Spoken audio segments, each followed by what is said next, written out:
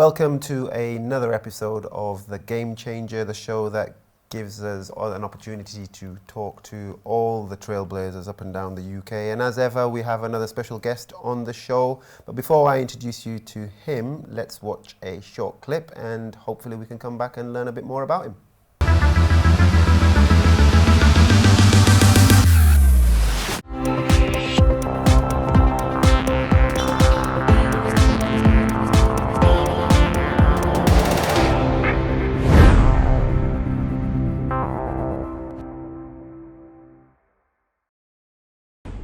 I've known Liton for many years. I've been at the club for about 30 years now. I've known Liton for probably about 20 years.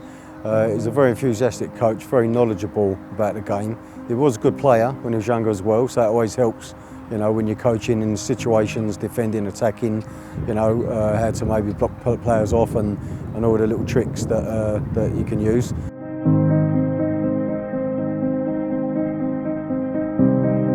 Yes, with Litz, I've known Litz for over 10 years.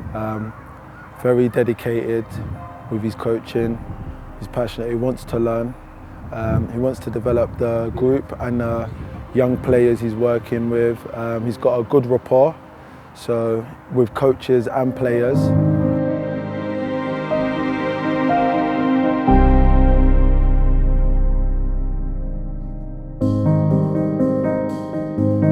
Very concise, but he can get his point across in a firm but a friendly manner, so that if a player needs to know, or if a player's not doing what they do a number of times, he can get his point across to the young ones or the older ones. He can adapt to both. Some players need things described a different way to others. Some need it visually and all that, but he managed to get his point across, and as I said earlier, he gets his teams to play in the way that they're set up and the ethos of the club, and very well. And I've known him many years and seen him do it many times, and he's very, very successful at what he does. Very good.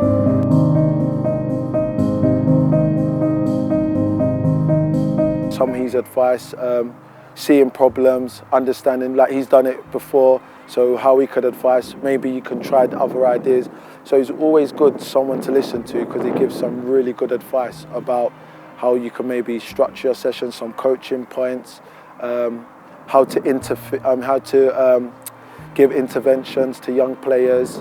So yeah, no, he's helped a lot.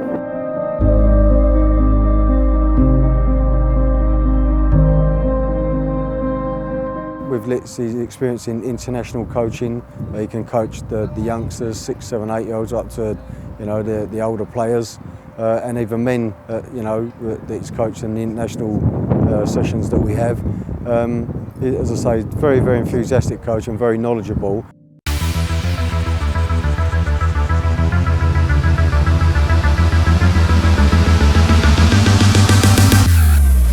Welcome back. So that was a short clip. Now I want to introduce this guy. Most of you will know him, Liton Zaman. He's been in and around the football scene, non-league scene, but more importantly over the last few years he's been involved in one of the biggest Premiership teams in the London area, and it's an absolute privilege and an honour to have him on board. We talk about the lack of Asians, we talk about lack of Bengalis involved in the pro game. Well, here we have a gentleman who's doing it and is a prime example of what you can achieve through hard work and endeavour. So Liton, welcome to the show, brother. Thank you for having me. No worries. So, right, listen, I'm not going to mess around. Let's just get straight to the point. Now, you are, I guess, not just from a Bengali perspective. We talk about the whole topic around a lack of Asians in football for the last 10 to 20 years, but more so the last 5 years has really come up again, and we've seen a lot of work in the background from the FA and other organisations. But let's learn about your kind of, because your rise in the last 5 years has been, you know, it's been huge, and we've seen you grow. Let's start at the beginning. Now, you've had a lot of experience playing, obviously. Non-league football is where you started. Yeah. We all know you were involved at Sporting Bengal. Just give us a bit of a background in terms of how and why you got involved in coaching and where it all started for you. Well, it's been a hard road, should I say, but like you said, for the love of the game, and I think for the lack of representation, I thought I went into this sort of pathway. Started, like you said, playing at Sporting Bengal, a non-league, a number of years. At the same time, I was doing my coaching badges. So it all started at West Ham in the community when they were running a Asians in Football program at Mile End. What year was that? Maybe like 2005 or something, Right, okay, or 4, something like that. Very long time ago. And just went to do a bit of volunteering, to be fair, because again, for the love of the game, I thought I'd go and help out and see what it's all about. And then just learn my trade, working with different sort of coaches and just progressing from there. So from working in the community, helping out with sporting and other grassroots clubs as well. Just went in there and just done my coaching badges, and then it all went from there, really. So West Ham community, you did your level 1? Level 1, level 2. Brilliant. And then progressed on to a B licence. So what year are we in now? I think 2013. You started and you finished your level? Finished my B licence. B licence, yeah, brilliant. 13. Okay. And now, where did that take you? So you'd gone. So how easy, for those that don't know, the whole purpose of this, I guess this show is very much around trying to give people a flavour of and an understanding of, it's not easy.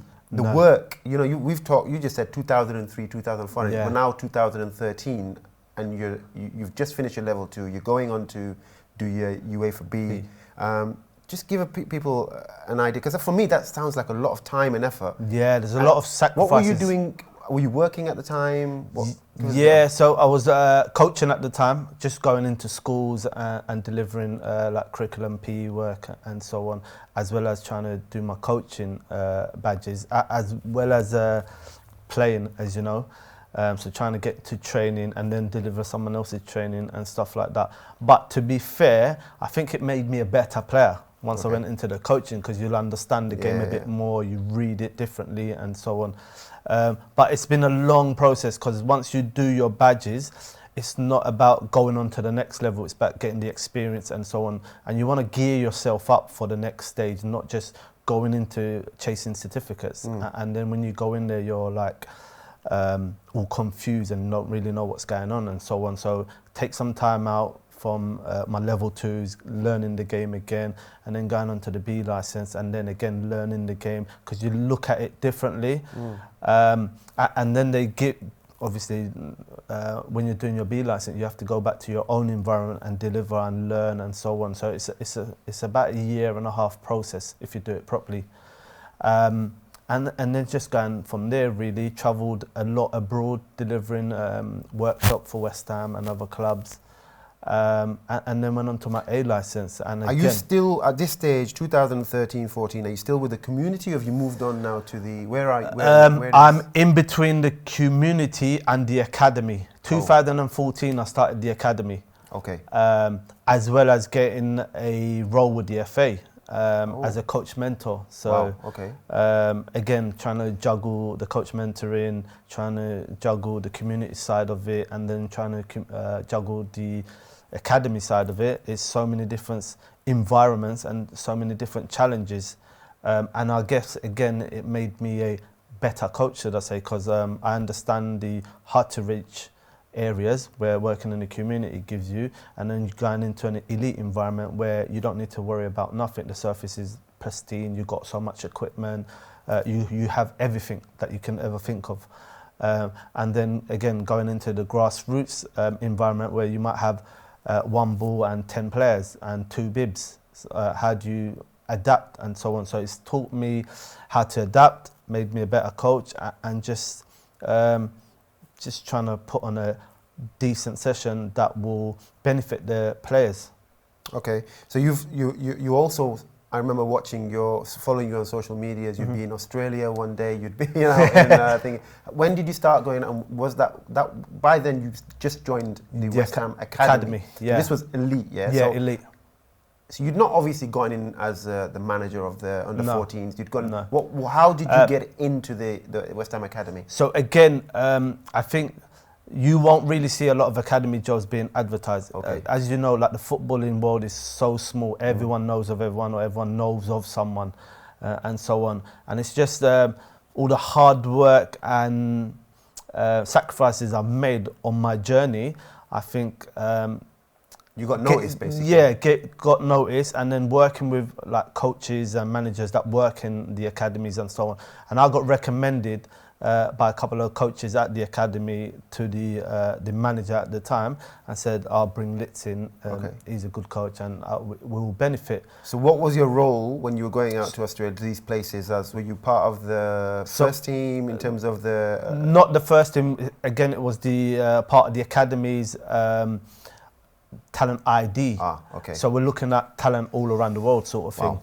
Okay. But all these stuff that we've done abroad is working with ex-players that played for West Ham. So they're situated in Australia, America, Canada, and so on.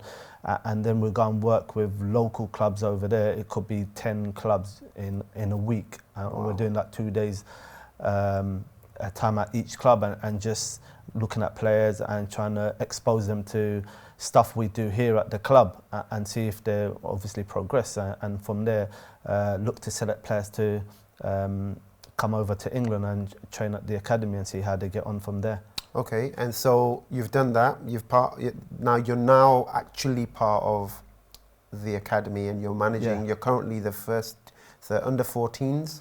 Yeah, so I'm working with a couple of age group at the moment. Okay. So working from 9s all the way to the 14s. So it could be on a Tuesday I might be working with 9s and 10s. Come Wednesday I'll be doing 11s, 12s. Thursday I could be doing 13, 14s. Okay, so you part of are you management, or are you one of the coaches?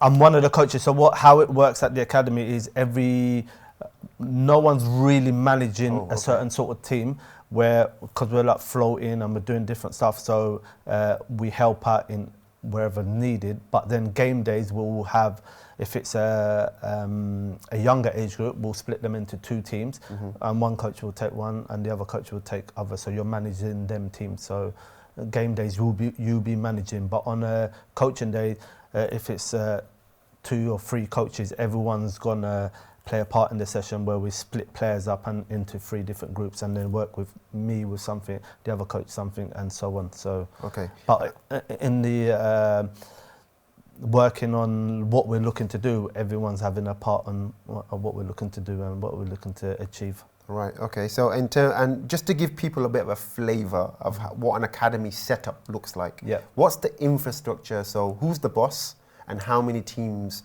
Like how far are you? How closely or how far are you from the first team?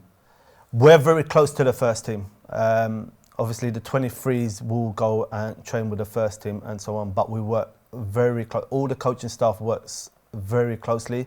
So if I want it, I can go and step up with the 23s and watch, and if need be, help out if I wanted to. So in terms of how close we are, from 9s all the way to the 23s, it's everyone's together. Okay, so you've got let's look at the in terms of the hierarchy. Yep. Who's the boss? Who's your boss? So obviously the first team, you've got David Moyes and his backroom staff, and then it goes to the 23s, so which will be managed by a guy called Ricky Martin. He's Ricky Martin, head of academy. Oh wow. Okay. And then you have someone below him.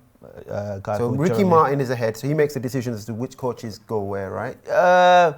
Sort of, yeah. He's more looking after the academy. We have a head of coaching. What would be his role then? What's his role? Overseeing everything, overseeing the programs, overseeing the players, the recruitment side of it. So who gives him that itinerary? Like, what does he work closely with? David Moyes will say, "I want this is my vision, yes, this is my philosophy." Exactly. So every time a manager comes in, a new manager comes in, does that mean the academy lead changes, or what? How does that work? The academy don't really change. Obviously, the change will happen with the first team in terms of their playing style and so on. The academy will have a philosophy and throughout. What's West Ham's philosophy? Philosophy is developing the individual, dominating possession. Reason why we want to dominate possession is every single player from 9 to the 23 will have their own individual development plan.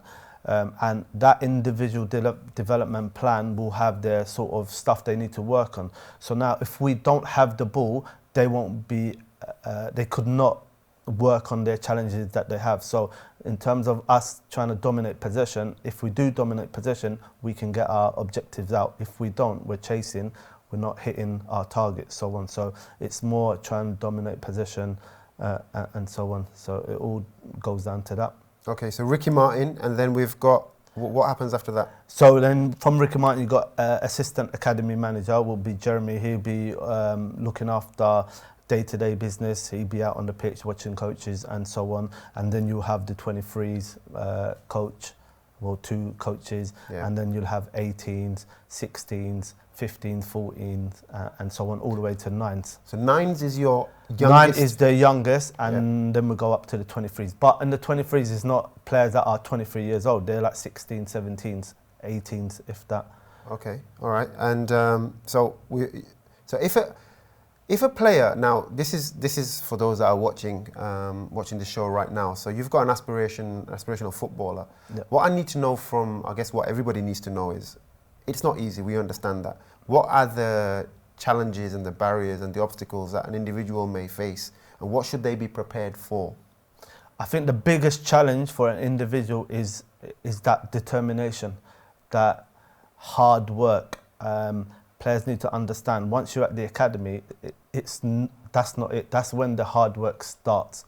There's so many players or millions of players will want to be in their sort of footsteps or at the academy. So that's when the hard work starts. That's when they need to make sure they're working hard.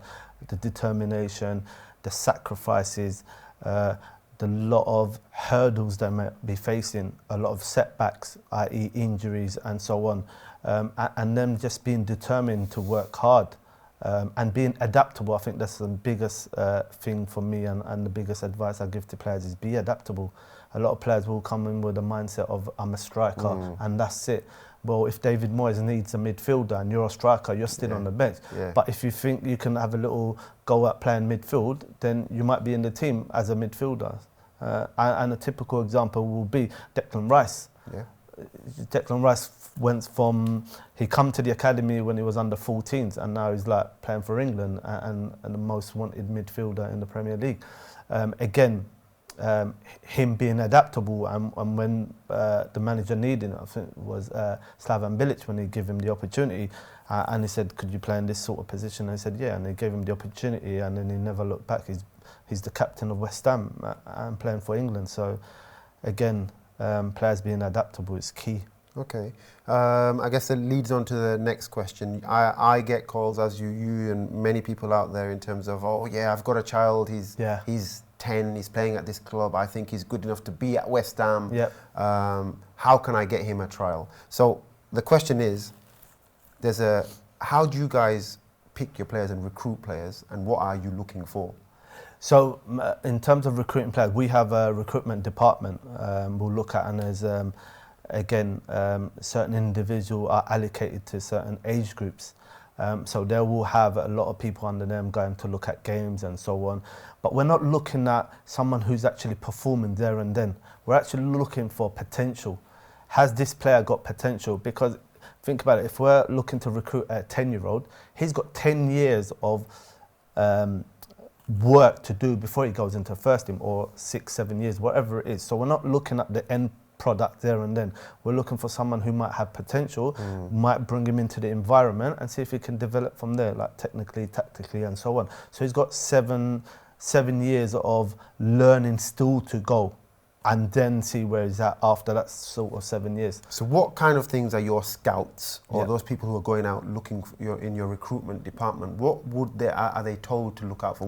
What are West Ham looking for? I think we're looking at players that understand the game a bit, understand the tactical side of it, in terms of decision making and so on.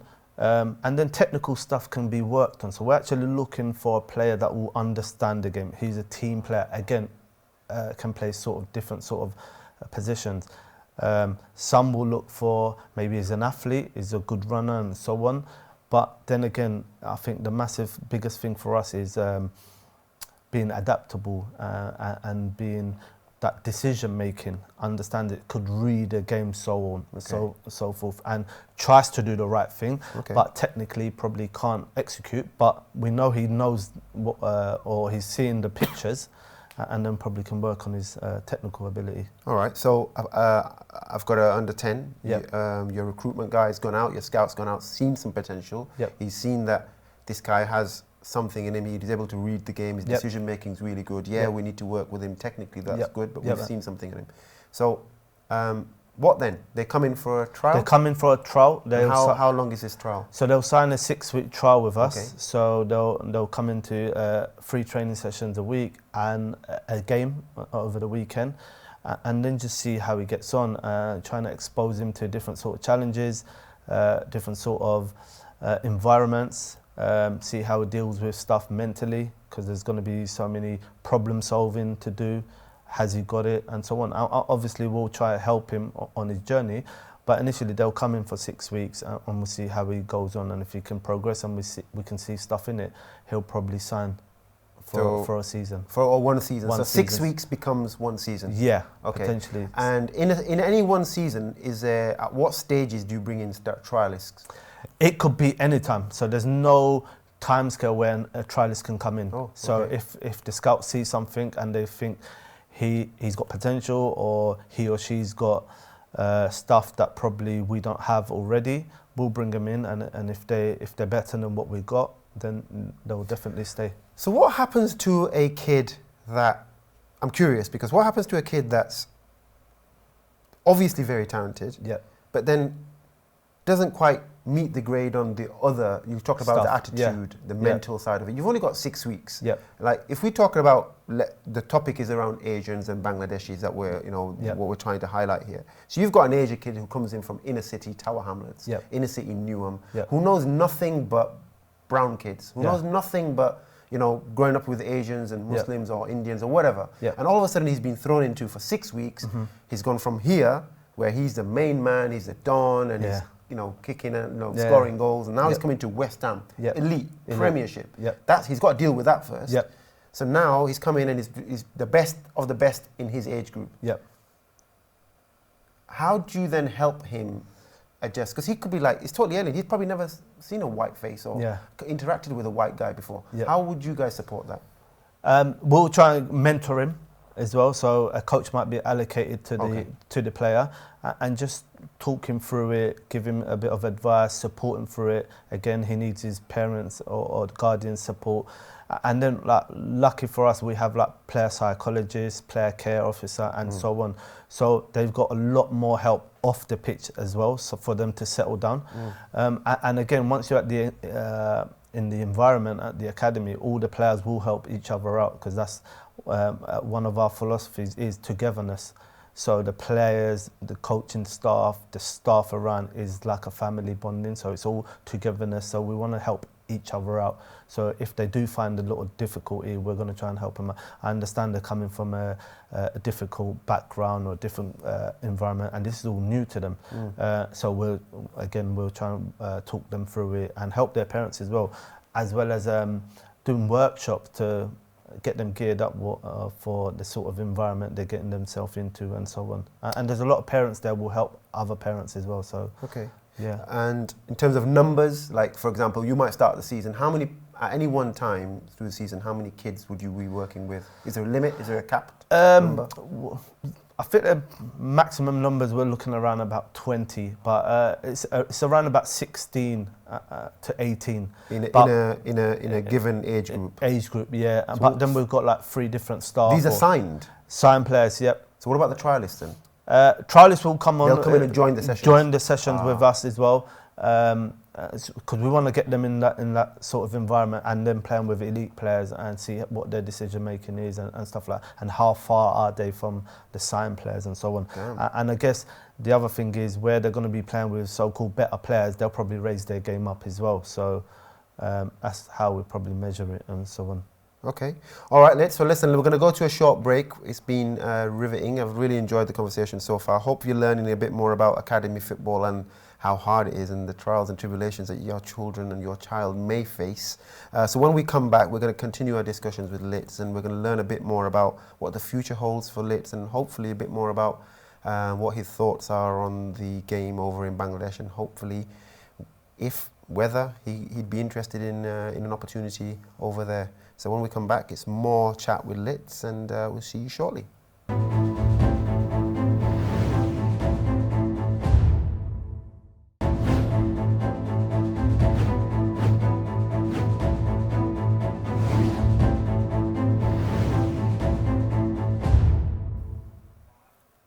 Welcome back to the Game Changer. We're in discussion with Liton Zaman here, our West Ham Academy coach.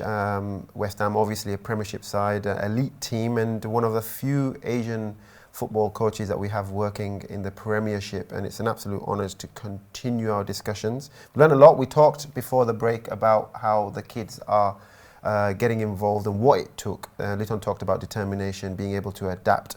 And I was a bit shocked at the numbers. He talked about, we talked about the numbers within the academy. You said 16, and then you have the trialists coming through. Just give people an understanding as to why you have such less numbers and when it kind of increases. Less numbers we have, depending on what age groups and so on. And the other biggest thing is we can give them more time. So if we've got 3 coaches and we divide teams up, we can give them more extra support, where if we had 30 players and so on, it don't really make it realistic, because if it's an 11v11 game, we've got so many subs and we can't really give them a lot of game time and stuff like that. So that probably can hinder their development, sort of thing. That's why we try and keep the numbers quite low in terms of trying to get everyone game time and stuff like that, and really home in on what they need to do and what sort of support they need. Okay, so you've got a 9-year-old. Those you probably have, a few of them watching here today. They've got aspirations to come and play at West Ham or any other club. What would be your advice to someone, let's say, who's a trialist or someone who's involved? Obviously, there's always sad stories that players that come to West Ham or any other club and they get released. If they've been released, it's not the end of their journey, is it? No, definitely not. Like a 9-year-old, just go and enjoy it. Try and pick up on sort of things that the coach is trying to give you advice and so on.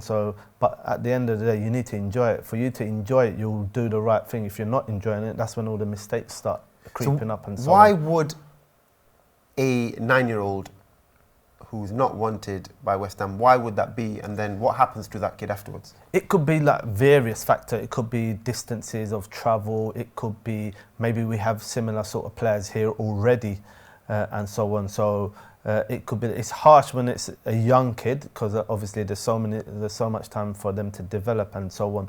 But if we were to go to, like, say, an older age group where we've worked with certain players for a number of years, but we just don't think that they probably will make it into the first team, because the ultimate goal is for any individual academy player to go into the first team.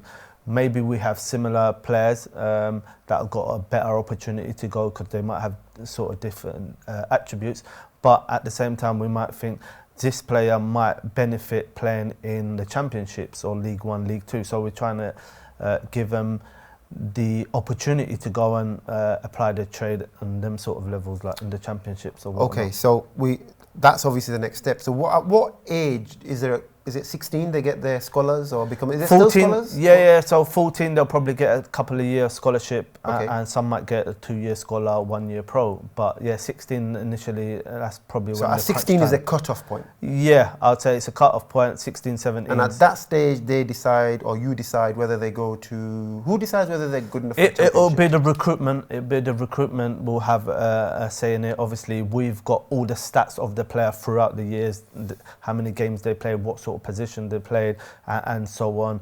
Unfortunately, some could be injuries that they might get released or asked to go somewhere else. But yeah, it all depends on their development and so on, and that will all play a big factor in the decision on where they're looking to go. So how many will be offered at the end of every season, when you guys are looking to get your next group of scholars? How many every season? What is the limit? What is the cap? I don't think there is a cap. Oh. I don't think there is a cap.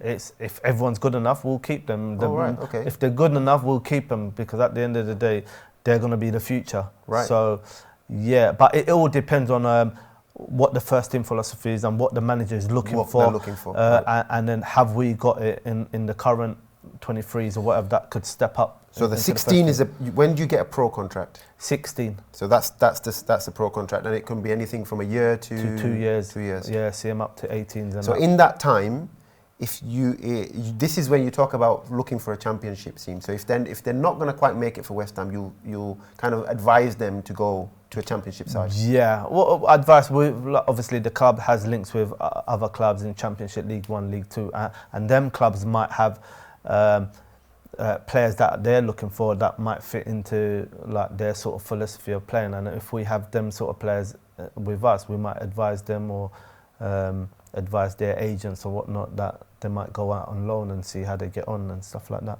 Okay, so in your experience, I know we touched on it, but just quickly just highlight, if a player hasn't made it, if they haven't got their pro contract or they haven't made it to an under-14s or they've been released, Yeah. what's been the main reason as to why you think that player hasn't made it?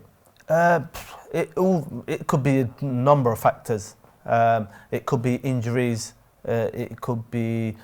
It just could be like we might think that that's probably their peak, and so on, and or we've got players that are probably progressing quicker and so on. But again, I think it's all about opinions at the end of the day. Obviously, everyone's got their own sort of opinions and stuff like that, but that shouldn't determine that player. That's it. That's the end all of it. It's just an opinion at the end of the day. Okay. But these players need to carry on and look at other avenues.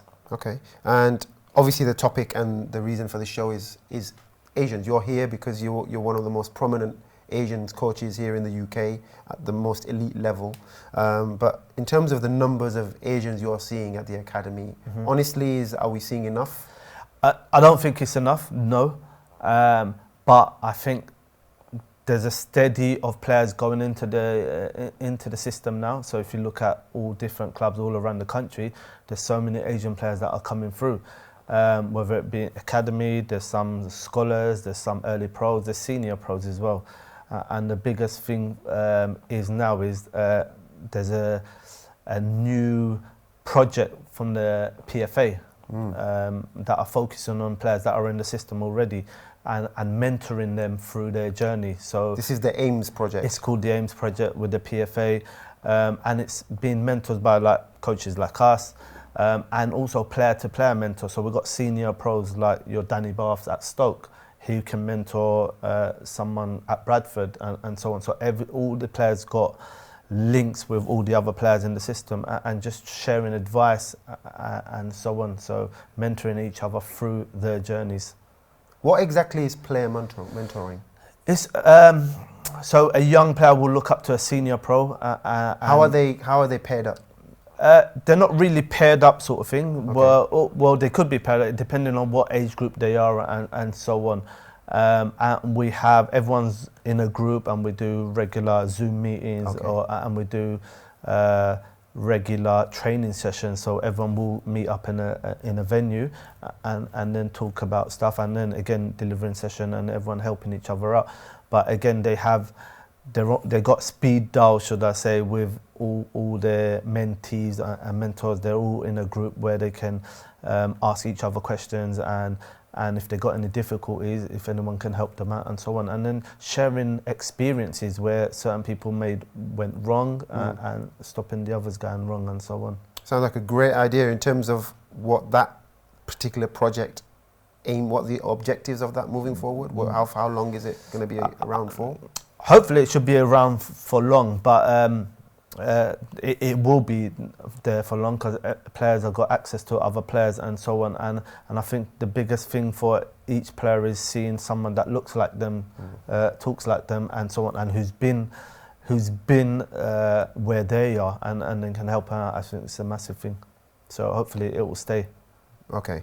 All right. So on that topic, let's move on to Bangladesh. Your motherland is Bangladesh. You've been involved. You're recognised over there. You've been over quite recently, just before all the COVID stuff happened. Yeah. You were out there with the FA. Yeah. We recently had Anwar on the show. He's done. I think you both went out at the same time. The Rohingya project. And so tell us a bit about that and your experiences of Bangladesh and the football scene over there. Wow. First of all, it was a humbling experience.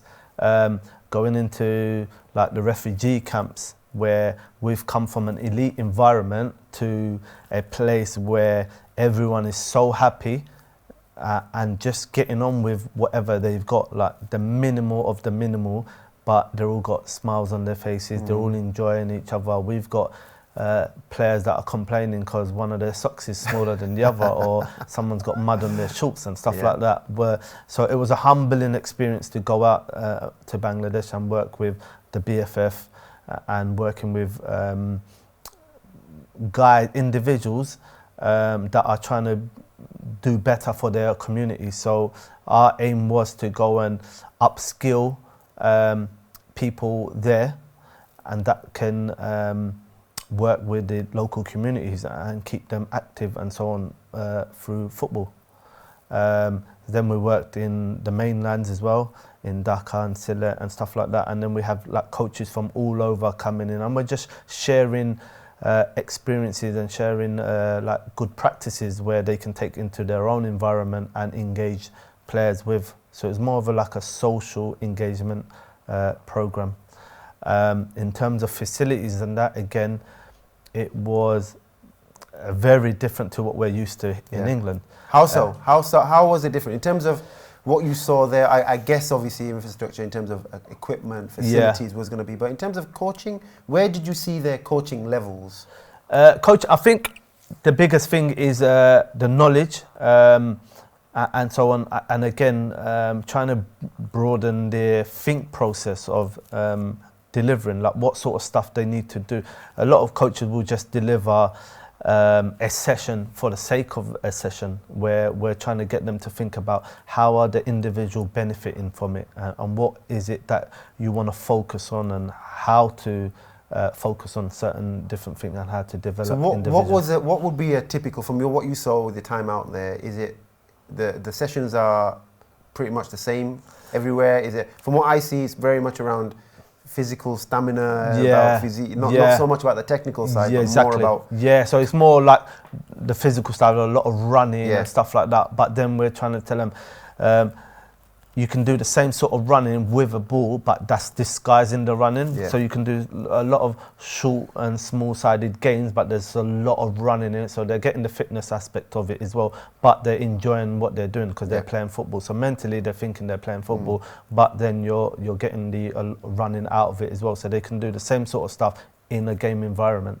Okay. So, and in terms of development, the structure, what were your thoughts on the overall BFF and how they run things over there? I'm not really too sure on how they run a day-to-day sort of stuff, but we're trying to get them to understand is if it's an hour and a half session or whatever it is, how long is the ball rolling for?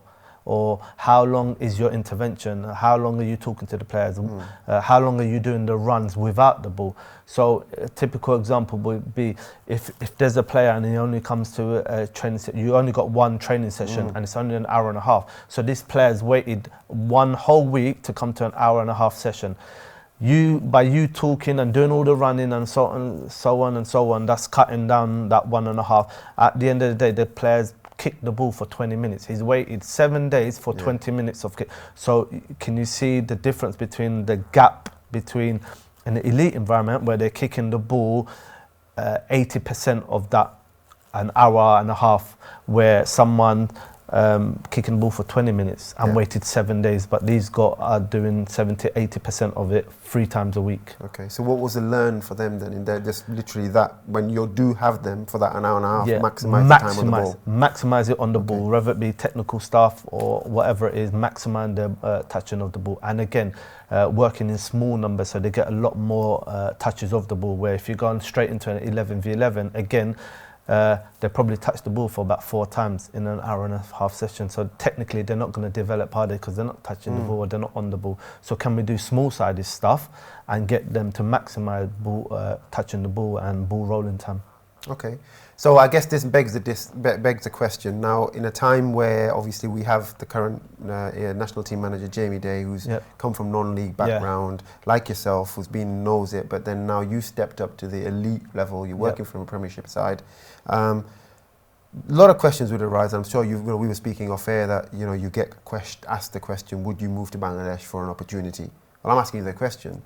Would you move to Bangladesh for an opportunity for the professional football club or to get involved with the Bangladesh national team even? Yeah, look, I got into coaching for the love of the game and try and develop players, whether it be Bengali players, Asian players, or whatever it is. So if there was an opportunity, 100% I will look into it and see how it goes. So I'm all for it. I'm all for developing. What is your real passion? You do it for the love of the game. You Yep. came in, you're still doing it. You're Yep. here. Like, the reality is you don't make millions of pounds No. working in football, okay? No. Especially at grassroots football. If you were to go to Bangladesh, would your vision to be working at grassroots to develop the nation's game, or would it be to be involved in the first team at a pro club or even the national team? Yeah, probably looking at more of the elite side of it. So whether it be a pro team or the national team, that's probably where I'm looking at it. I think I've got the expertise working in the Premier League club and working with players that are playing in the Premier League now. So I think I've got the experience, the knowledge and the know-how, sort of say, to go and help the players in Bangladesh to develop and fulfill their dreams and aspirations. So you got UEFA B license? No, I'm A license. A license, sorry. Yep. So you're the elite. There's very few people that have it. There's Yeah. definitely very few Asians and definitely very few Bengalis that have it out there.